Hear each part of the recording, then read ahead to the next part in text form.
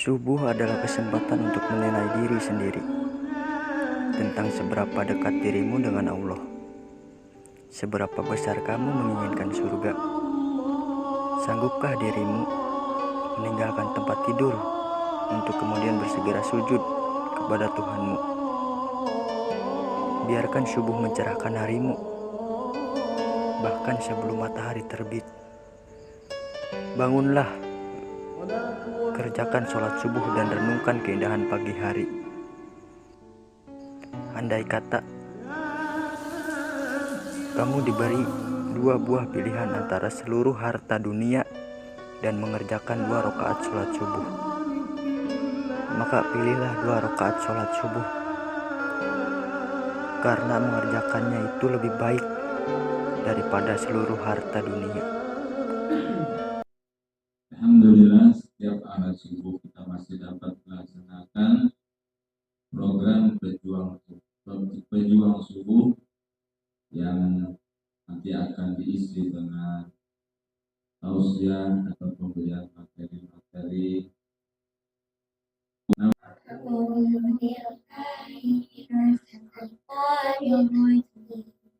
Bismillahirrahmanirrahim. Amma yatasaalun 'anil naba'il 'azim alladzi hum fihi mukhtalifun. Kalla saya'lamun tsumma kalla saya'lamun. Alam naj'alil arda mihada wal jibala awtada wa khalaqnakum azwaja ja'alna nawmakum subata wa ja'alna al-laila libasa wa ja'alna an-nahara ma'asya wa banayna fawqakum sab'an shidada wa ja'alna sirajan wahaja wa anzalna minal mu'sirati ma'an sajjaja linukhrija bihi habban wa nabatan fassabiqati sabqa falmudabbirati amra yawma tarjufur wajibah tatba'uhar wajibah qulubun yawma idzin wajibah absaruha khashi'ah yaquluna a'inna lamarduduna fil hafirah. Wa idh qala Ibrahim rabbi ij'al hadzal balada aminan wajnubni wa baniya an na'budal asnam. Rabbi innahunna adlalna katsiran minan nas faman tabi'ani fa innahu minni wa man 'asani fa innaka ghafurur rahim. Bismillahirrahmanirrahim. Aqimis salata liduluki syamsi ila ghasaqil laili wa qur'anal fajr. Inna qur'anal fajri kana mashhuda. Wa minal laili fatahajjad bihi nafilatan lak asa yab'atsaka rabbuka maqaman mahmuda. Wassalamu alayya yawma wulidtu wa yawma amutu wa yawma ub'atsu hayya. Dzalika Isa ibnu Maryam qaulal haqqil ladzi fihi yamtarun. Qala rabbi lima hasartani a'ma wa qad كنت بصيرا قال Assalamualaikum warahmatullahi wabarakatuh. Alhamdulillah, alhamdulillahilladzi hadana li hadza wa ma kunna linahtadiya laula an hadana Allah. Asyhadu an la ilaha illallah, asyhadu anna Muhammadar Rasulullah. Allahumma shalli wa sallim ala sayyidina Muhammadin wa ala alihi wa man tabi'ahum bi ihsanin ila yaumil qiyamah. Shadaqallahul adzim. Abi umi anak-anak yang dirahmati Allah. Alhamdulillah, hari ini kita menikmati banyak sekali berkah dari ayat-ayat Al-Quran, yang mana setiap hurufnya apabila disimak dengan benar, Allah mengatakan wa idza qura'al Qur'an fastami'u lahu wa ansitu la'alakum turhamun. Kau akan mendapatkan rahmah bagi siapa yang mendengarnya, apalagi yang menghafalnya. Orang mendengarnya saja sudah mendapatkan rahmah, kasih sayang dari Allah, apalagi yang menghafalnya. Oleh sebab itu, mari kita doakan kepada tadi adik kita Kasih dan Khairi, abang kita, bapak kita Asep Yayan Abdurrahman. Mudah-mudahan Allah berikan istiqomah dalam menghafal Al-Quran, dan kepada kita semua yang juga akrab dengan Al-Quran, yang mencintai Al-Quran, mudah-mudahan Allah berikan rahmah bagi kita dan keluarga kita. Amin. Bagi anak-anak kita yang sedang menghafal Al-Quran di pondok pesantren, di sekolah-sekolah, mudah-mudahan Allah berikan kemudahan untuk menghafal Al-Quran, bahagia dan istiqomah dengan Al-Quran. Amin. Hari ini kita bicara tentang Maulid series selama bulan Rabiul Awal, insyaallah temanya selalu tentang Nabi Muhammad Sallallahu Alaihi Wasallam. Kali ini kita ambil dari salah satu surat Al-Fat di ayat yang terakhir, ayat 29, di mana Allah menerangkan tentang orang-orang yang bersama Rasulullah. Bersama Rasulullah. Ada orang-orang yang bersama Rasulullah. Dikatakan di dalam ayat tersebut Muhammadur Rasulullah. Nabi Muhammad itu adalah Rasul Allah. Walladzina ma'ahu, dan orang-orang yang bersamanya. Yang bersamanya siapa? Apakah para sahabat? Tentu tidak adil, karena kemarin sudah dalam hadis dijelaskan tuba. Dikatakan tuba liman yaroni wa amanabi. Sungguh beruntung orang yang dia melihat aku dan beriman kepadaku. Summa tuba liman lam yaroni wa amanabi. Tapi yang lebih beruntung lagi adalah orang-orang liman lam yaroni, yang belum pernah melihat aku wa amanabi, tapi dia beriman kepada aku. Artinya kata-kata mahu orang yang bersamanya bukan saja kepada para sahabat, tapi juga kepada orang-orang yang setelah Rasulullah meninggal, yang mungkin tidak pernah melihat beliau, namun tetap dia jiwanya bersama Rasulullah. Nah, dijelaskan di ayat ini ada lima ciri-ciri orang yang bersama Rasulullah. Kalau bersama Rasulullah, tentulah berada pada tempat yang paling baik, yaitu surganya Allah. Mudah-mudahan kita ada di antara 5 ciri-ciri orang yang bersama Rasulullah. Maka perhatikan dengan baik dan benar. Mudah-mudahan apabila belum masuk dari 5 kategori ini, maka usahalah untuk kita memasukkan diri kita, keluarga kita, untuk bersama Rasulullah.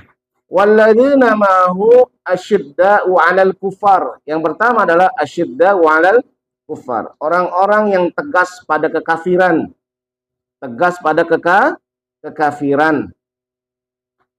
Apa itu tegas pada kekafiran? Dulu zaman Rasulullah, ya, namanya Rasulullah sangat tegas pada orang-orang kafir dan juga kepada kekafiran dan kemungkaran. Salah satu bentuk kekafiran, ya kan, kata-kata kufar itu banyak sekali. Ya, sebelum tegas kita kepada orang lain, maka tegaslah kepada diri sendiri. Misalkan ada rasa malas kita untuk sholat berjamaah. Misalkan ada rasa kita bakhil untuk berbagi kepada orang, maka tegas kepada diri kita, katakan, ayo sholat. Ayo sholat subuh berjamaah. Nah itu dikatakan asyiddau alal kufar. Karena apa? Karena ada potensi kekafiran di dalam hati kita ketika kita tidak malas untuk beribadah kepada Allah. Asyiddau alal kufar. Tegas sama kekafiran, terutama kekafiran di dalam diri. Kalau kita misalkan belum hafal-hafal atau bahkan belum bisa baca Al-Quran dengan baik, ya kan? Maka tegas pada diri sendiri. Ayo, kamu harus belajar. Kamu harus bisa baca Al-Quran. Itu namanya asyiddau alal kufar. Jangan lemah. Fala tahinu. Ya kan? Allah katakan fala tahinu wala tahzanu wa antumul alauna. Jangan kau lemah, jangan sedih. Engkau itu adalah orang-orang yang antumul alauna, orang-orang yang tinggi derajatnya di sisi Allah. Jangan lemah diri kita. Ya kan? Asyiddau alal kufar. Yang kedua, ruhama bainahum. Ruhama dari kata rohim yang artinya menyayangi sesama mereka, orang-orang beriman. Sesama orang beriman wajib kita saling sayang menyayangi. Tidak boleh menyakiti. Kalau kita punya tetangga, jangan kita sakiti dengan lidah dan tangan kita, dengan kata-kata dan perbuatan kita. Karena Rasulullah mengatakan sebaik-baiknya orang beriman, yang sempurna imannya adalah yang menyelamatkan jariyahnya, tetangganya dari lidah dan tangannya. Maka berkasih sayanglah bersama orang-orang beriman. Kalau ada lauk, ya kan, berbagilah. Lebihkan sayurnya, lebihkan nasinya, saling berbagi. Ya, kita namanya ruhama bainahum. Yang ketiga, tarahum ruk'an sujada yabtaguna fadlan minallahi wa ridwana. Tarahum, engkau akan melihat mereka ruk'an sujada, ruku dan bersujud berjamaah, yang artinya orang-orang yang bersama Rasulullah adalah orang-orang yang sholat berjamaah. Karena kalimatnya mengatakan, ini ayat Quran lagi, bukan namanya hadis. Tarahum ruk'an sujada. Kalian melihat mereka ruku dan bersujud. Ruku dan bersujud. Bukan taroka, bukan taroki, bukan tarona. Tapi tarahum.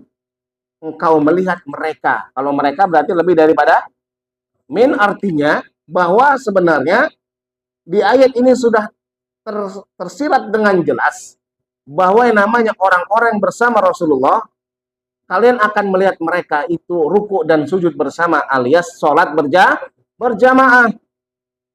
Maka kami mengajak semua kita, ayo mari sama-sama kita sholat berjamaah. Karena sholat berjamaah adalah jaminan bagi orang-orang yang ingin bersama Rasulullah.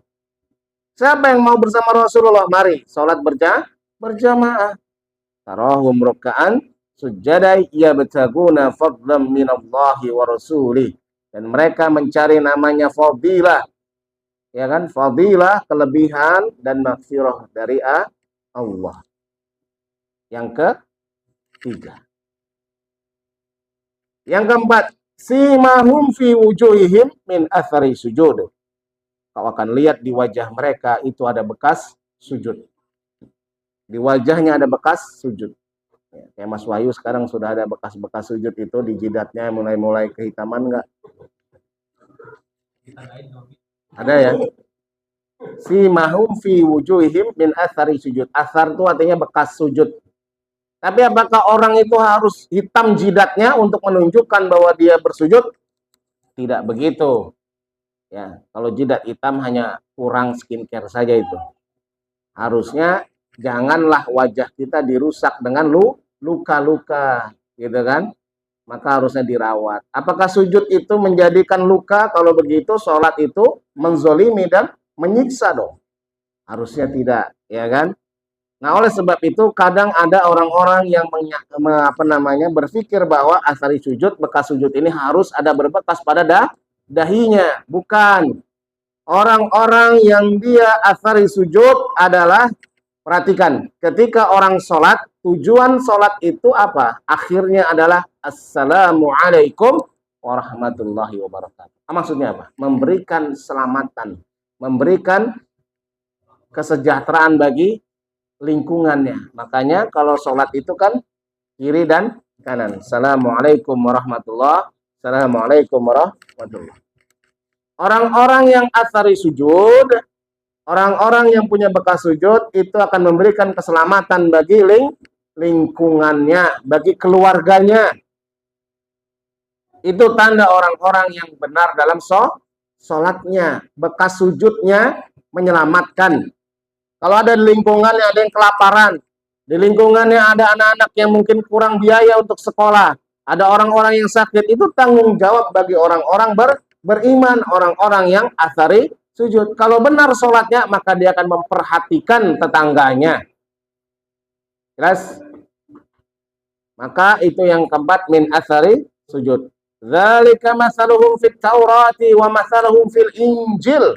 Dan itulah yang telah Allah jelaskan di dalam Taurat dan Injil. Masya Allah. Bahkan Taurat dan Injil saja sudah menjelaskan orang-orang yang bersama Nabi Muhammad. Apalagi Al-Quran.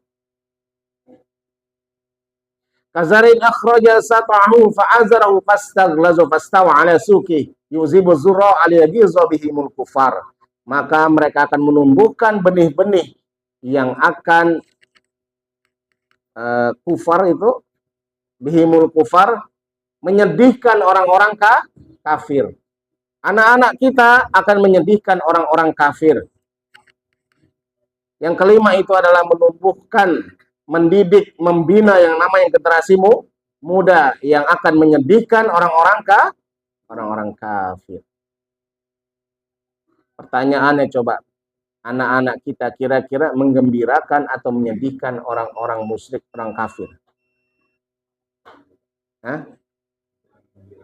Hampir menggembirakan atau, jadi indikator kita itu sukses dengan anak kita adalah satu aja pegang ini. Apakah anak kita menggembirakan orang-orang kafir atau menyedihkan orang kafir? Kira-kira perilaku dirinya menggembirakan orang kafir atau menyedihkan orang kafir. Generasi Nabi Muhammad beserta anak keturunannya itu menyedihkan orang-orang kafir. Membuat mereka menangis. Kenapa? Sholatnya berjamaah, Qurannya kuat, akhlaknya mulia, tidak terpengaruh oleh yang namanya godaan setan. Mereka menangis. Ketika orang kafir menangis dengan generasi kita, itulah yang akan membahagiakan orang tua. Kalau ada anak-anak menghafal Quran, nangis orang-orang kafir. Bahkan sedihlah para setan. Tapi kalau anak-anak kita main HP terus-menerus, main game terus-menerus, bahkan nonton yang tidak baik, kira-kira bahagia atau tidak orang kafir? Bahagia. Menangis nggak kita nanti? Menangis. Maka mendidik anak itu patokannya itu saja. Apakah mereka akan membuat sedih orang-orang kafir dan membahagiakan orang tuanya? Kalau belum, mari sama-sama kita perbaiki diri kita masing-masing. Yang kelima berarti adalah mendidik tunas-tunas bangsa kita, anak-anak kita, keturunan kita. Tidak usah berpikir tentang bangsa yang besar, cukup lingkungan kita. Kalau tidak kuat dengan lingkungan, cukup di rumah kita. Jadikan mereka anak-anak yang beriman, yang soleh dan solehah, bertakwa kepada Allah. Itulah yang akan membuat nangis orang-orang kafir. Itulah 5 orang-orang yang bersama Rasulullah. Kita mungkin tidak bersama Rasulullah karena Rasulullah sudah meninggal. Tapi insya Allah kita akan bersama Rasulullah di surganya. Allah. Yakin Rasulullah di surga? Yakin? Maka insya Allah orang yang bersamanya nggak mungkin terpisah kan? Pasti kita akan berjumpa dengan Rasulullah. Tapi harus ada yang 5 tadi ciri-ciri. Walladzina ma'ahu. Orang-orang yang bersamanya. Pertama apa tadi? Keras pada Jangan lemah terhadap diri kita ketika kita malas untuk ibadah. Kerasin dia. Karena lemahnya kita dalam beribadah, sungguhnya itu adalah setan yang sedang berkuasa terhadap diri kita. Yang kedua, ruhama bainahum, kasih sayang sama orang beriman. Apa yang sudah kita buat, apa yang kita saling tolong menolong, ya kan? Kemarin kita sudah ada acara Maulid Nabi, tolong menolong. Ada yang buat nasi, ada yang buat makanan, ada yang bersih-bersih, ada Mas Pri yang meminjamkan mobil, betul nggak? Itu tolong menolong di dalam ketakwaan. Ta'awanu 'alal birri wat taqwa. Kalau sampai kita tidak ada tolong menolong dalam hal ketakwaan, maka tanya diri kita, kenapa kita bakhil? Kenapa kita nggak peduli? Maulid Nabi ini, ada yang mengatakan bid'ah, ada yang mengatakan sunnah, ada yang mengatakan segala macam. Tapi tanya hati kita, apakah kita bahagia dengan lahirnya Nabi Muhammad? Bahagia tidak? Maka mana ekspresinya? Mana apresiasinya ketika kita Nabi Muhammad itu lahir bahagia? Bahkan Abu Jahal saja, Abu Lahab saja, maaf, Abu Lahab, pamannya ketika Abdullah adiknya lahirlah Nabi Muhammad sebagai keponakannya, itu sangat bahagia. Ganteng bayinya, putih, bersih, ya kan? Luar biasa. Abu Lahab itu bahagia sekali sebagai pamannya Nabi Muhammad. Di kemudian hari dia kemudian berbuat jahat dan zalim kepada Nabi Muhammad, menentang ajaran Allah, maka dia mati dalam keadaan kafir. Allah abadikan dalam surat Al-Lahab, tabat siyada abi lahabib, dimasukkan ke dalam neraka. Tetapi setiap hari Senin Allah kurangi azabnya. Kenapa? Karena dia bahagia dengan kelahiran Rasul di hari Senin. Bayangkan itu. Abu Lahab saja musuh Allah, musuh Rasul, itu diringankan azabnya di neraka di hari Senin karena pernah berbahagia kelahiran Rasulullah. Apalagi orang beriman yang berbahagia. Tapi mana bahagianya? Wujudkan itu, bahagianya mana? Apa ekspresi bahagianya? Ada yang memberi, ada yang meminjamkan kendaraannya. Itu adalah ekspresi bahagia. Ada yang datang, menunjukkan dia adalah sumbangsi terhadap yang namanya Maulid Nabi.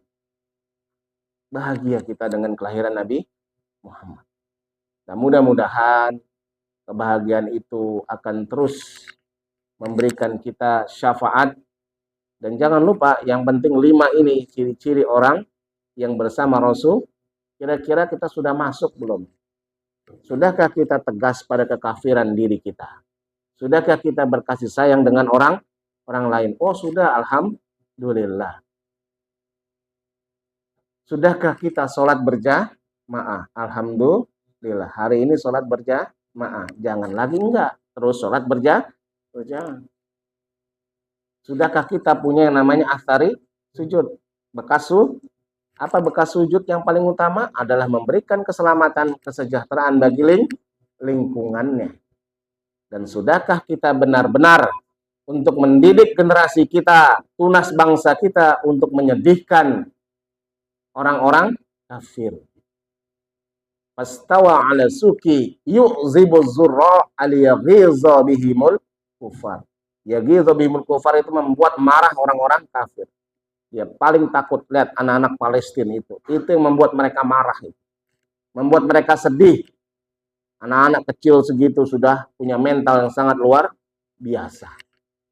Kalau sekolah-sekolah kita ditanya siapa yang mau jadi dokter, puluhan orang itu akan tunjuk tangan. Siapa yang mau jadi pilot, lebih banyak lagi akan menjadi pilot. Dia tunjuk tangan.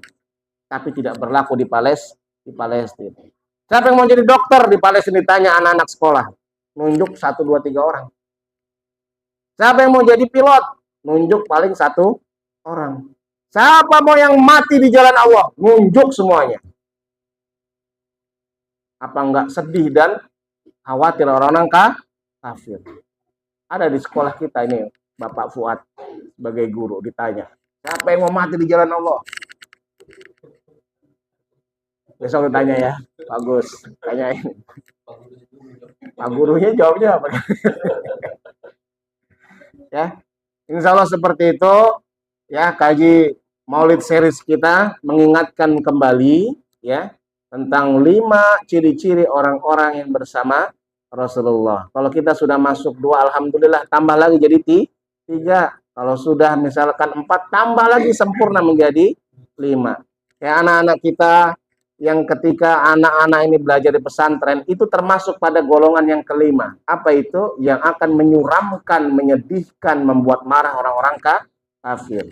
Pembiayaan kita selama untuk anak-anak itu di pesantren itu dihitung sebagai infak fi sabilillah.